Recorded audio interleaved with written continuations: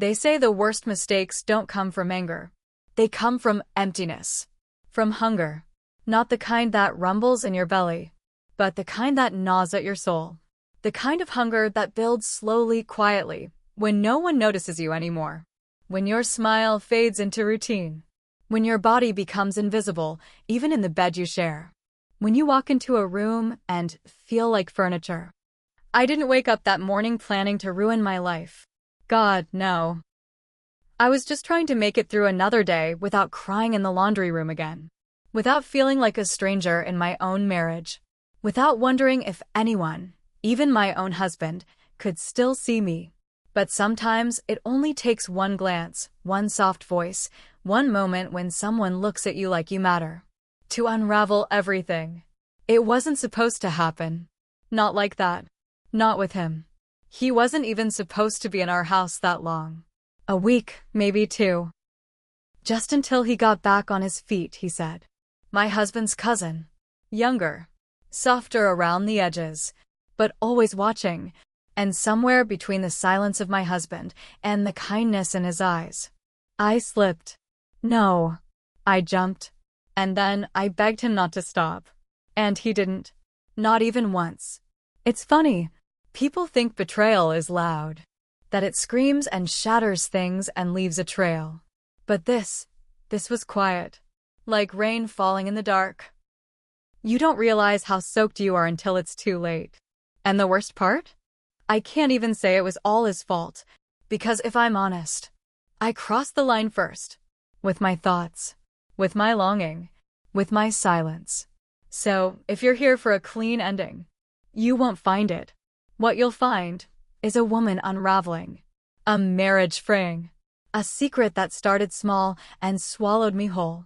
Subscribe to Heartfelt Tales Unfold, because the story you're about to hear may echo something you've never said out loud. I'm 38. Married for 12 years. 2 kids, both in school now. I used to think that once we got past the diapers and sleepless nights, things would feel lighter, easier. But what no one tells you is how heavy the silence becomes. How the quiet moments, the ones you used to crave, start to feel like you're drowning in air. My husband, David, he's not cruel. He's not violent. He's just gone. Even when he's right there. Always working. Always glued to a screen. Always rushing out before breakfast and coming home after the kids are already in bed. I stopped waiting for him. Stopped trying to connect. Stopped talking at all some days. Because what's the point of saying how you feel if the person you love doesn't even look up to hear it? I'd talk to myself while folding laundry. Hum to fill the space when setting the table. Stare too long in the mirror just to remember what my face looked like when someone actually looked at it. The house was always clean, but never warm, never loud, never full of life. Just this perfect shell where everything inside was fading. Then Mark moved in. David's cousin. 25, maybe 26. He lost his job, needed a place to crash for a while. Just until he got back on his feet. David didn't even ask me if it was okay.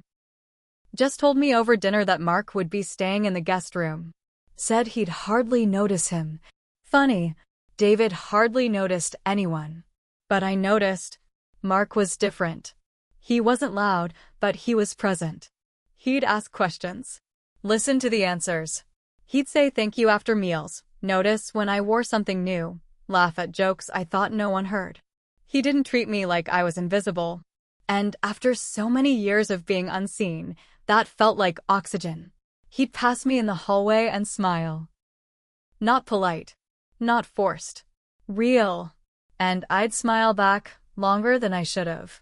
It wasn't love. It wasn't lust either. Not at first.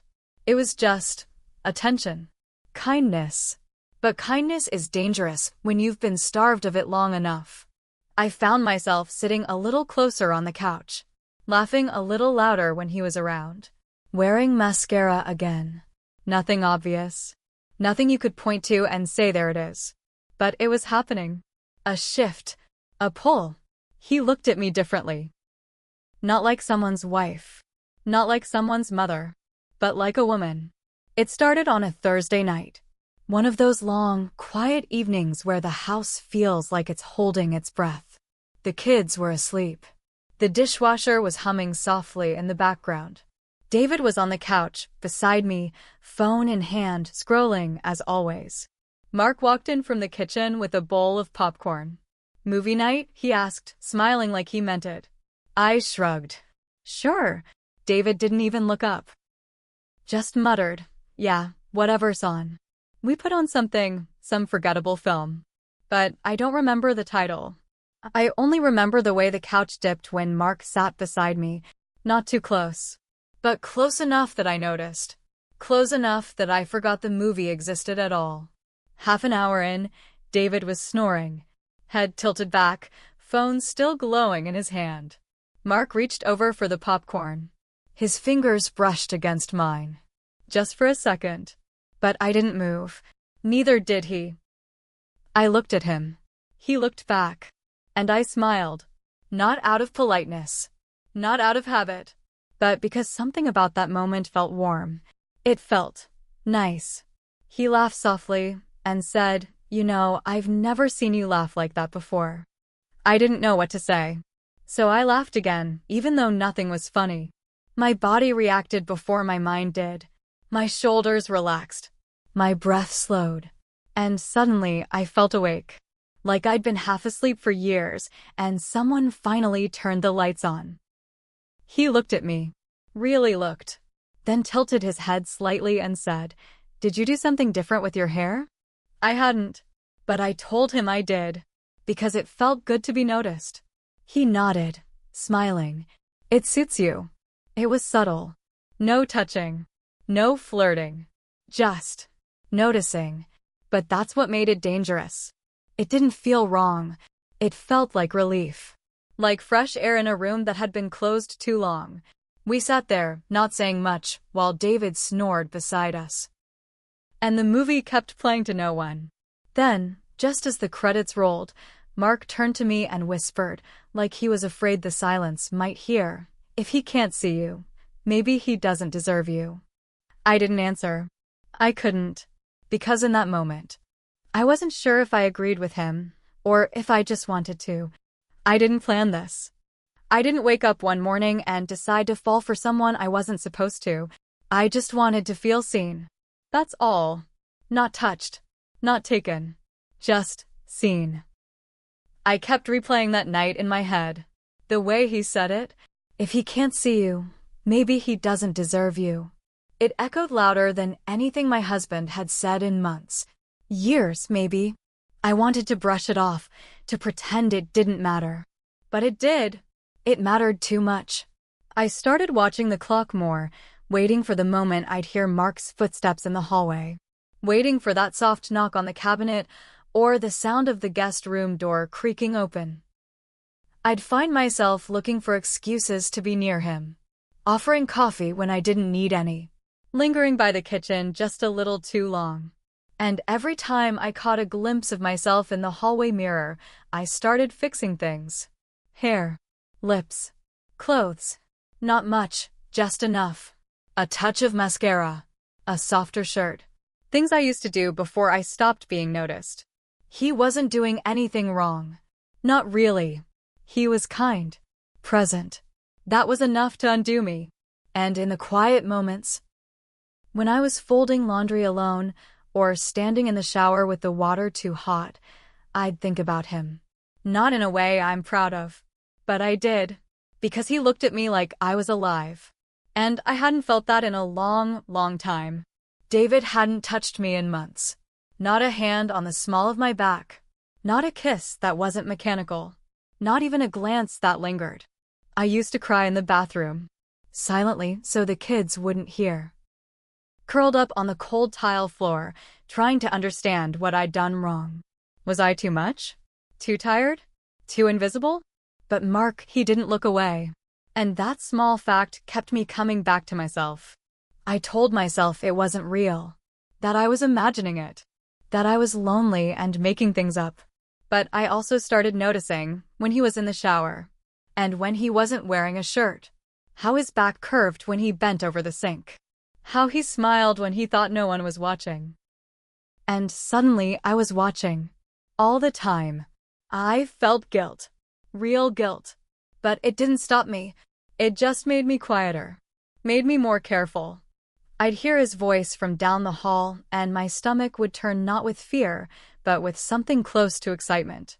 A thrill I hadn't felt since before my second child was born. I was a mother. A wife. I knew better.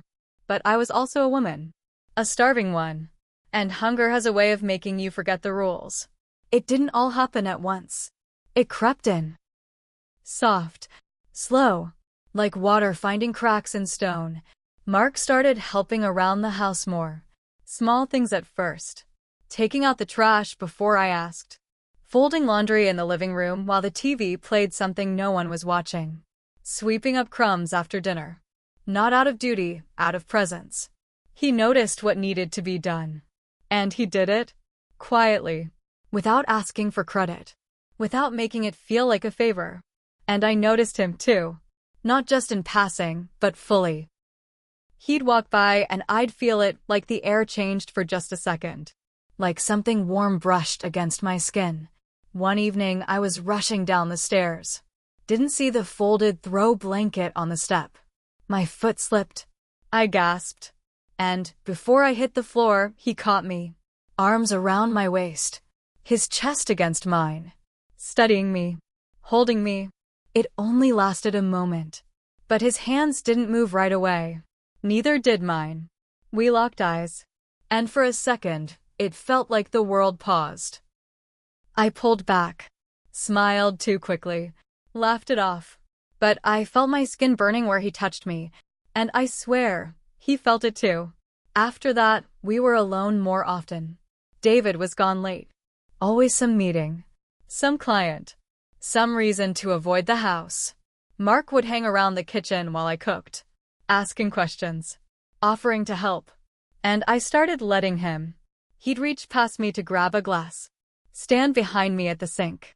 Close enough that I could feel the warmth of his breath. He'd work out in the backyard, shirt off, sweat glistening down his back. And I'd pretend I was checking on the kids, but really, I was just watching him move. It became a dance neither of us talked about. But both of us kept dancing. Then one night, David didn't come home. No call. Just a text around 8 p.m. Don't wait up. The kids were with my sister. The house was quiet. Too quiet. Mark was in the living room, feet propped up on the coffee table, glass of wine in his hand. I poured one for myself. Sat on the other end of the couch. We didn't say much. Just let the silence stretch. Some slow music played in the background. An old jazz playlist I forgot was still on. He looked at me. Said softly, "Dance with me." I laughed. "Here." "Why not?" he said. And held out his hand. I don't know why I took it. Maybe because I was tired of being untouched. Maybe because I wanted to feel something other than invisible. He pulled me close. His hands at my waist. Mine on his shoulders. We swayed, barefoot on the rug. No words. Just breathing. I felt his hand slide gently to the small of my back. His fingers brushing the edge of my shirt. My heart was pounding, but I didn't step away. He leaned in, his forehead resting against mine. And in a whisper, so soft I almost didn't hear it, he said, "You don't have to keep pretending." My voice cracked. "We can't," but I didn't move. And he kissed me. And I didn't stop him. It happened fast. But also, not fast at all. Like something that had been slowly catching fire for weeks and finally gave into the flames. The moment his lips met mine, I felt everything I'd been pretending not to feel. Every buried ache. Every silent scream. Every part of me that had been reaching, stretching, starving for something, someone, to hold me like I mattered. He didn't pull away. And I didn't push him. We stood there in the dim light of the living room, bodies pressed close, breathing in the same fragile rhythm. There were no words. Just hands searching, remembering, asking questions we hadn't dared say out loud. My shirt hit the floor first. Then his. Then everything else followed like it had always been meant to. It wasn't loud. It wasn't wild. It was slow. Careful. Like we both knew we were breaking something sacred, but neither of us could stop. He touched me like I was real. Like I wasn't just a title, wife, mother, provider, but a woman.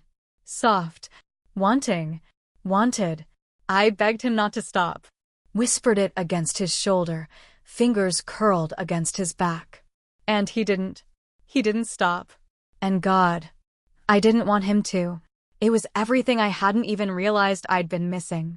The warmth, the weight, the closeness, the feeling of being seen so fully, touched so deliberately, held like I was worth the ruin. And when it was over, when our breathing started to slow and the room fell back into stillness, I got up, walked to the bathroom, closed the door behind me, and stared at myself in the mirror. Hair messy, face flushed, body still trembling. I looked like someone else, like a woman who'd just rewritten her story in one irreversible chapter. And then my phone rang. I didn't even have to check. I knew. David. I stared at the screen, watched it light up, pulse with his name, watched it go dark again. And I just stood there naked, raw, holding the weight of what I'd done in my chest. I didn't answer. I didn't even reach for it. I just kept watching myself, my breath fogging the glass, my skin burning with guilt and something far more dangerous, something that still whispered, "You needed this. You're alive again." For the first time in years, I felt alive, and I hated myself for it. The next morning, the light felt too bright, the air too still, like the house itself knew what we'd done. I heard him in the kitchen, pouring coffee, humming softly, like it was just another morning. I didn't want to go downstairs, didn't want to see him, but I couldn't stay in my room forever. When I finally walked in, he looked up, smiled like nothing had changed. And maybe for him, nothing had. But for me, everything had cracked open. I couldn't meet his eyes, couldn't return the smile, could barely breathe. I mumbled something about the laundry, grabbed a glass of water I didn't want, and left the room. Later that evening, David came home. Early, for once. Carrying takeout, like some gesture of normalcy. He kissed me on the cheek. And I flinched. Not because I didn't want him to, but because it felt wrong. Like being touched by a stranger wearing my husband's skin. Mark was in the living room, feet up, watching TV. He barely looked up, didn't say a word. But when David sat next to me, Mark stood, walked out without excuse. That became a pattern. Every time David walked into a room, Mark walked out. And every time Mark walked past me, I held my breath, afraid of what my face might betray. I started avoiding him. Wouldn't be in the kitchen when he was. Wouldn't let myself be in the same room alone with him. But my body remembered. My mind remembered. And the silence between us, it screamed.